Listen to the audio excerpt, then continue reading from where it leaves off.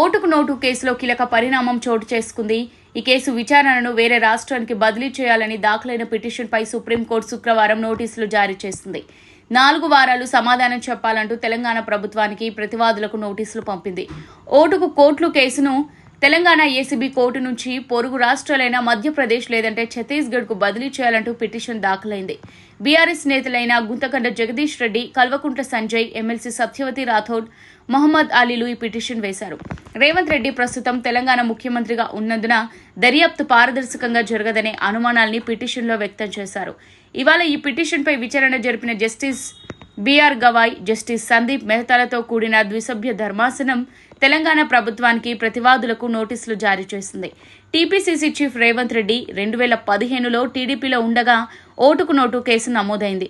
MLC Elvis స్టీఫెన్సన్కు 50 లక్షల రూపాయల లంచం ఇస్తుండగా ఏసీబీ అధికారులు పట్టుకున్న సంగతి తెలిసిందే.